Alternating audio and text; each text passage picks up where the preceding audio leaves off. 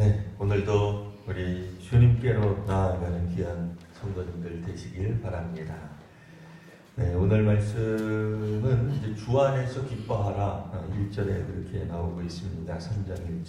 그러니까 우리가 기쁨으로 나아감이 있어서 어디에 가서 우리가 기쁨을 찾아야 될 것인가? 주 안에서 기뻐하는 법을 배워야 됩니다. 우리가 원하는 바가 이루어지고 우리가 뜻하는 대로 이루어진다고 하면 누구나 다 기쁠 것이지만 오늘 성경에서는 주 안에서 기뻐하는 법, 이 이야기를 해주고 있습니다. 주 안에서 기뻐하기 위한 방법을 그러면 빌립보 교회 교인들에게 사도 바울이 다른 가르침이 있느냐? 그런 건 아닙니다. 이미 빌립보 교회 교인들이 알고 있는 그 내용 가운데서 주 안에서 기뻐하는 방법을 배울 수 있을 것입니다. 그러기 위해서는 한 가지 우리가 알아야 될 것이 있는데 2절에 보시면 개들을 삼가라. 갑자기 개주심이 나오고 있습니다. 옛날에는 우리 그 대문 앞에 빨간 글씨로 개주심 많이 썼어요. 그때는 개들이 왜 그렇게 크고 싸놨고 사람들만 보면 잘 물고 그러는지 몰라요. 요즘 개들은 또 그렇게 또 사람을 좋아하는데 어쨌든 개가 그러면 뭘까? 이제 신약 성경, 구약 성경을 통해서 성경을 통해서 보면은 이방인들을 가르쳐서 유대인들이 개라고 하는 표현을 종종 썼습니다. 신약 성경에도 예수님 시대에도 이 복음서 안에서도 이방인을 가리켜 개라고 표현하는 그런 게 나와요. 이 개가 우리들에게 굉장히 충실하고 또 친근하고 요즘은 반려견으로까지 승격이 됐는데 이걸 이제 개라고 표현할 때 조금 이렇게 낮춰서 이야기하는 게 우리만 그런 게 아니라 옛날 이스라엘 사람들도 그런 생각이 있었던 것 같습니다. 자, 그런 측면에서 이 개라고 하는 게 그러면 이방인이냐? 그렇지 않죠. 빌립보 교회가 이방인 교회예요. 유대인 교회가 아닙니다. 이방인들로 가득 찬 이방인에 세워진 교회인데 갑자기 개들을 삼가고 이게 사실 유대인을 가리키는 말이 되는 거예요. 유대인. 그럼 이게 약간 유대인을 주의하라. 왜 이런 표현이 나올까요? 누구든 어떤 사람을 향해서 비난하게 되면 그 비난이 결국 우리 자신에게도 적용되는 것 같습니다. 그런 의미에서 이 사도 바울이 자기도 유대인 출신이면서 유대인을 개라고 표현하는데 앞장섰느냐? 그렇다기보다는 그냥 욕설 정도, 낮추는 말 정도로 이해하시면 유대인들이 기본적으로 이방인들을 낮춰 평가해서 말하는 거예요. 그러니까 낮춰서 말하기 때문에 이제 유대인인 이 바울도 유대인을 향해서 이방인의 입장에서 유대인을 조금 낮춰서 이렇게 표현하는 것을 말하고 있습니다. 자, 행악하는 자들이 있습니다. 악을 행하는 일꾼들이라고 하는 말입니다. 행악자 그래가지고 우리로 말하면 무슨 범죄인들 그렇게 얘기해도 되는지 모르지만 예전에 우리가 썼던 말로는 그냥 깍두기들, 조직폭력배들 그런 거를 말을 하는 건 아니고요. 여기서 말하는 행악하는 자들은 악한 일꾼. 그러니까 이분들도 일꾼과 연관이 있어요. 사역하는 분들하고 연관이 있어요. 그러니까 아주 거리가 먼 무슨 큰 집에 다녀온 별만 달고 있는 그런 어떤 그 혐오스러운 흉악범들을 떠올리지 마시고요. 오늘 우리 본문은 좀 그런 느낌이 없지 않아 있어요. 우리말 번역은. 근데 행악하는 자 이렇게 되어 있다고 해서 무슨 머리에 뿔 달리고 눈이 시뻘겋고 괴물의 무슨 악령을 받아서 그런 사람들이라기보다는 약간 우리가 욕을 먹었으니까 우리도 욕을 하게 되는 어쩔 수 없이 우리도 애들 장난하듯이 반사 하는 거 있잖아요. 뭐라 그러면은 반사 이렇게 하는 것처럼 그런 의미에서의 행악하는 사람이라고 할 때는 아주 악한 일들을 하는 사역자들. 그러니까 이들도 하나님을 위하여 주를 위하여 일을 한다는 사람들이에요. 근데 조금은 악해요. 이게 문제죠. 악한 마음을 가지고 사역하는 거예요. 오늘 성경 같은 경우에서는 사도 바울이 옛날 자기 모습을 떠올릴 때 그런 모습이 되는 거예요. 그 열심은 있는데 이분들이 뭐 하나님을 모르는 게 아니에요. 하나님 알아요. 열심은 있는데 마음 가운데 뜨거움도 있고 구원받았다는 나름대로의 확신도 있어요. 근데 이제 문제는 악한 방향으로 이거를 이끌어가는 거예요.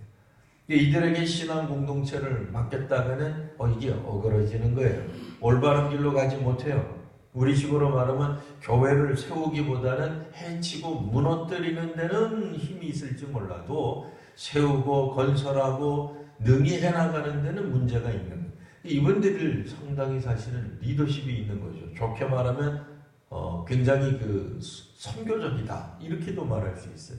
그럼 이분들이 누구냐? 2절 하반절에 보시면 몸을 상해하는 일을 삼가하라. 사도 바울은 이들을 향하여 이들과 관계된 어떤 가르침과 관계에 대해서 말을 하는 거예요. 몸을 상하게 하는 일, 이게 뭐냐면 할례를 뜻해요. 할례가 몸을 상하게 하는 건 아니에요. 몸의 일부를 잘라내는 것을 의미하는데 그것을 몸을 상해하는 일, 우리말 번역은 굉장히 우회적으로 우아하게 이제 이렇게 번역을 해줬어요. 그래서 조금 읽다가 보면은 몸을 상해하는 일이 뭔가 자해한다는 건가, 이 조금 이상하게 표현이 돼 있어요. 상해보험 들라는 건가, 뭐 좀 무슨 말인지 잘 모르게 좀 되어 있긴 한데요. 그런 뜻이 아니고 할례를 주장하는 사람들, 몸에 상처를 내어야만 구원받는다고 말하는 사람들이 있다, 그런 얘기예요. 자, 2절을 다시 한번 정리하면 이들은 유대인을 향하는 거죠. 개는 여기서 이제 유대인을, 보통 유대인들이 이방인을 향하여서 개라고 하는 말을 쓴 거예요. 굉장히 조금 저속하고 조금은 이제 수치스럽고 비난하고 폄하하는 어떤 그런 표현을 한 거예요.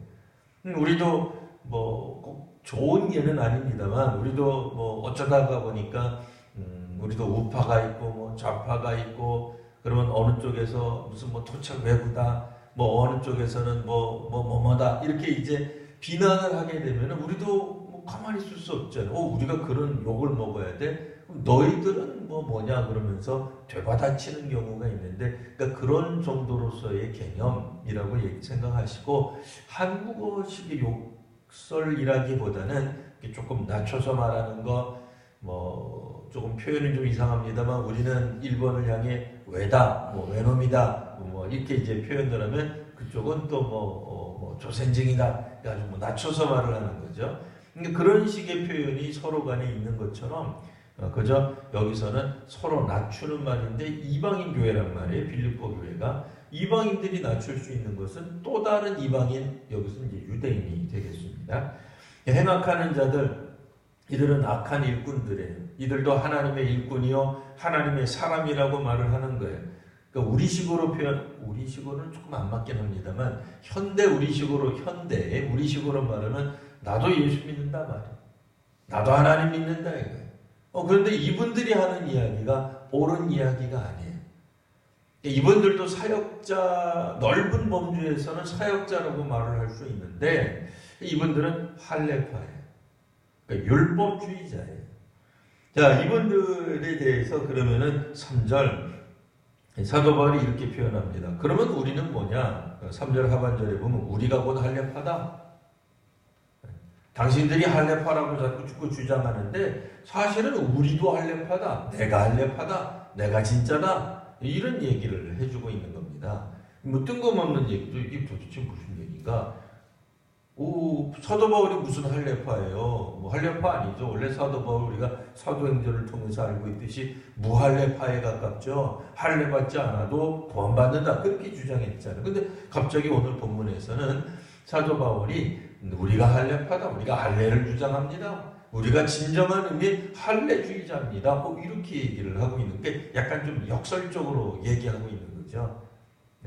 이를테면은 이게 이제 조금 잘못 읽으면 사도 바울이 무할례를 주장하다가 할례로 전향했나, 그런 뜻이 아닙니다. 어떤 의미에서 그러냐면 이거는 반대적인 의미인 거죠. 할례를 자꾸 주장하고 율법을 자꾸 주장하는 어떤 사람들을 향해서 말을 하기를 우리야말로 진짜로 할례하는 사람입니다, 할례파입니다, 우리도 구약 성경에 나와 있는 율법을 지키는 사람입니다 라고 이야기를 해주고 있는 겁니다.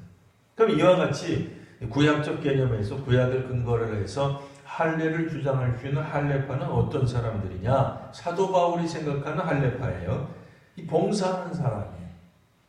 하나님의 성령으로 봉사하고 있어야 되는 거예요.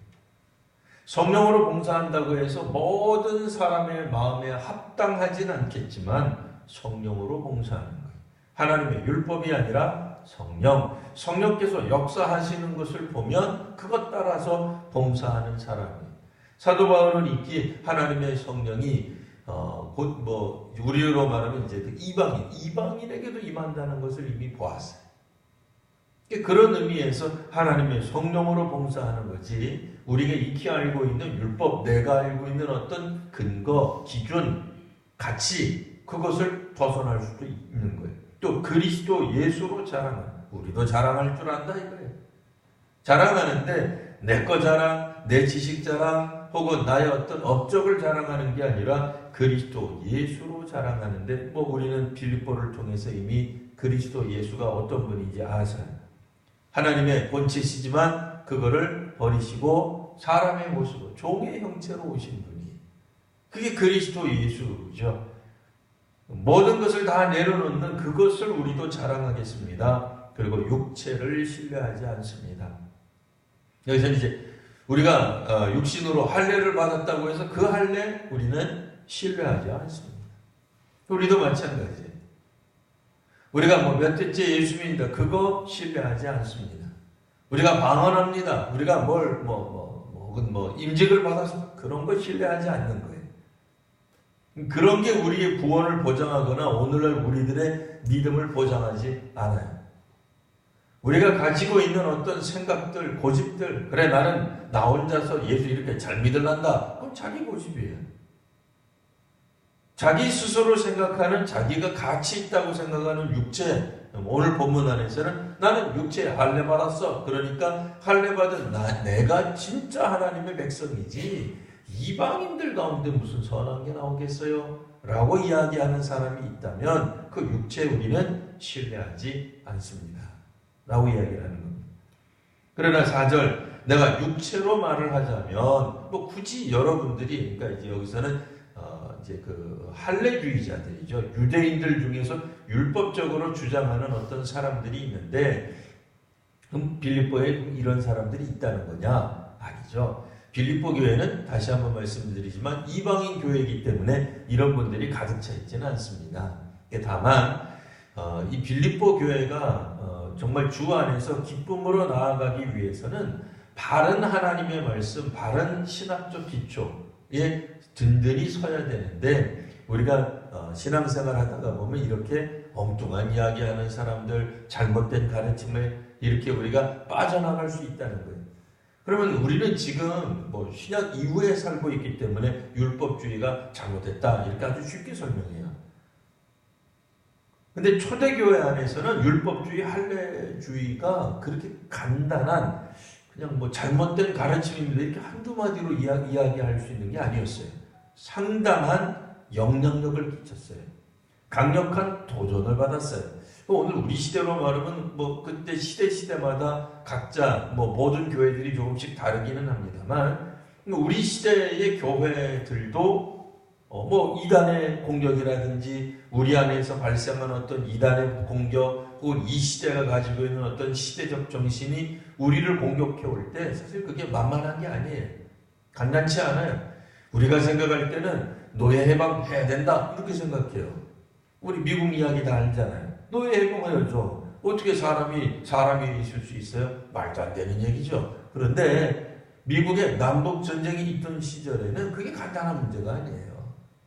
쉬운 문제가 아니었어요. 유럽에서도 아프리카 흑인들을 노예로 삼는 걸 지극히 당연히 여기던 시대가 있었어요. 그때 노예 해방 이야기한다는 건 간단한 문제가 아니에요. 보통 어려운 게 아니에요. 그 시대가 어떤 정신을 가지고 있으면 그 시대 한복판에 있는 교회는 아무리 우리가 성경을 알고 있고 신앙을 갖고 있고 하나님을 믿어도 그 시대 정신을 뛰어넘어서 주를 믿어야 된다. 이거 말하는 게 보통 어려운 게 아니에요. 지금이야 우리들이 조상제사 이렇게 생각하죠. 140여 년 전 혹은 천주교가 들어왔던 240여 년 전 한국 이 조선 땅에서 조상에게 제사 이 문제를 잘못 꺼냈다가는 멸문지화를 당하는 거죠. 집안이 몽땅 다 망할 수도 있는 거예요. 간단한 문제가 아니에요. 지금이니까 우리들이 제사 지낼 거 있느냐, 이렇게 조금이라도 쉽게 이야기하고 그러죠. 옛날 같으면 어림도 없는 얘기, 간단한 문제가 아닙니다. 그런 의미에서 이 초대교회 당시에는 할례를 받아야 되는 것 아닌가? 그래도 우리가 하나님을 믿는데 구약을 지켜야 되는 것 아닌가? 율법을 지켜야 되는 거 아니냐? 이런 생각들을 종종 한다고 얘기해요. 오늘 우리도 그렇잖아요. 교회 안에 그래도 질서가 있어야 된다. 근데 그 질서라고 하는 게 신앙적인 영적인 질서를 말하는 게 아니라 대개는 장유유서 이 질서를 말하는 경우가 왕왕 있어요. 교회에서 말하는 질서, 근데 그 질서를 잘 들어보면 유교적 질서를 말하는 거예요. 교회가 이러한 어떤 그런 신앙적 행위들을 해야 합니다라고 이야기를 하는데 잘 들어보면 저거는 약간 유교적이거나 불교적이거나 경우에 따라서는 이 민간 신앙적 전통에 입각한 어떤 그런 종교 행위들을 말하는 경우도 간혹 있더라고 얘기해요. 그런 의미에서 사도 바울은 자기 자신에 관한 이야기를 쭉 해줍니다. 만일 육체를 자랑하고 육체를 신뢰한다고 한다면 우리가 기본적으로 가지고 있는 거 이야기한다면 나도 그렇단 말이에요. 5절 보시면 나는 8일 만에 할례를 받았습니다. 율법에 있는 대로 나도 할례를 받았습니다. 이스라엘 족속입니다. 이방인 출신 아닙니다. 나 이스라엘 족속입니다. 나는 일본에서 태어난 조선인도 아니요 조선 한복판에서 태어난 조선인입니다. 그런 얘기예요. 만주에서 태어난 것도 아니고 조선에서 태어났습니다. 베냐민 지파입니다. 이 베냐민 지파가 뭐예요? 일종의 왕족인 거예요. 왕족. 유다 지파는 아니어도 베냐민 지파가 이스라엘, 구약 이스라엘 역사 주관 데서 사울을 배출한 유명한 왕족, 왕손이 있는 그런 뼈대 있는 12지파 가운데서도 무슨 서열이 있겠습니까만은 있는 거예요. 옛날 시대니까요. 오늘날에는 성씨를 가지고 누가 더 우월하다 그렇게 말하면 에이 저 사람 왜 저래 이런 말 듣지만 옛날 일이니까요. 자, 나는 베냐민 지파입니다. 진짜입니다. 그 얘기예요. 히브리인 중에 히브리인이죠. 율법으로는 바리새인입니다. 제일 철저하다고 알려져 있는 바리새파 사람입니다. 열심으로는 바리새인들 혹은 구약을 따르는 율법을 따르는 사람들 중에 그 시대에서는 신앙 공동체는 교회를 박해하면 최고의 믿음이 있다고 생각이 된 거죠. 그랬던 사람이에요. 근데 이 사람이 바뀐 거죠. 그러니까 뭐예요? 율법의 의로는 흠이 없던 사람입니다. 지금 사도 바울이 이야기했던 계라든지 행악을 하는 어떤 사역자들이라든지 혹은 율법 이제 몸을 상해하게 하는 이거는 이제 할례를 받는 걸 강조하는 사람들이 누구냐? 율법주의자들 이런 걸 말합니다. 율법도 따지고 들어가면 일부는 성경적 기초가 있어요. 없는 게 아니에요. 우리도 조금 율법주의자가 이단은 아닙니다만 이단을 따지고 보면은 그분들도 성경을 사용해요. 우리가 알고 있는 그런 성경적 가르침이 있어요. 아주 없는 게 아니라 단어가 있어요. 단어가 여기 한참 따지고 보면은 비슷해 보여요. 그분들도 성경 얘기하고 주기도문 얘기하고 다 얘기해요. 얘기 안 하는 게 아니에요. 그러니까 이게 헷갈려요. 우리도 어떨 때는 이게 맞는 건가 틀리는 건가. 근데 이런 가르침들이 있는데 사도 바울이 이야기하는 건 뭐예요? 이런 것들 내가 유익하다고 생각하는 것들 그리스도를 위하여 나는 다 해로 여깁니다. 다 버렸습니다. 그러니 혹시라도 빌립보 교우 여러분 이렇게 얘기하는 거죠. 여러분들도 혹시라도 우리가 세상적으로 여기 이제 이방인 교회니까요.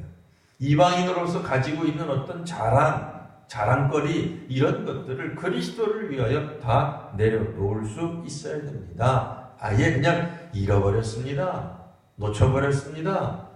그런 얘기예요. 우리 사실 이거 놓기 어렵잖아요. 세상적으로 가지고 있는 어떤 자랑들, 지식들, 자부심들 이런 거 우리가 놓지 못합니다. 근데 이런 것들을 다 내려놓는 사실 여기의 핵심은 뭐예요? 내가 제일 하나님 잘 믿는다. 뭐 이런 것들이죠. 이런 것들을 내려놓을 수 있어야 돼. 그리고 나서 이제 이야기하기를 나는 처음에는 율법 위주로 살아왔기 때문에 부활 뭐 이런 거 생각하지 않았습니다. 근데 그리스도를 만난 다음부터는 생각이 바뀌었습니다. 라는 이야기를 하고 있는 겁니다. 9절 오직 그리스도를 믿음으로 말미암아 이 믿음은 하나님께로부터 난 의입니다. 10절 그리스도와 그 부활의 권능, 고난, 참여함을 알고자 하여 그의 죽으심을 본받아 어떻게 해서든지 죽은 자 가운데서 부활에 이르려고 합니다. 예수님이 가르쳐 주신 그 길을 나는 신앙의 길을 따라가려고 합니다. 라고 얘기를 하는 거예요. 그러니까 이 사도 바울이 전에 가졌던 뭐 그때는 이제 사울이라는 이름으로 주로 활동했죠. 그때는 자기 자신에게 적용하는 건 거의 없어요. 사실 쉽지 않죠. 대부분 다 남에게 적용합니다. 성경을 남에게 적용하면 지금도 마찬가지예요. 우리가 신약 이후에 살아가고 있습니다만 성경을 남에게 적용하면 적용할 게 엄청 많아요. 너무 많죠. 사랑이 없어요. 기쁨이 없어요. 뭐가 없어요. 뭐 그거 말하기 쉬워요. 성경을 가지고 남에게 우리가 다 잣대를 들이대면 욕심이 가득 차요.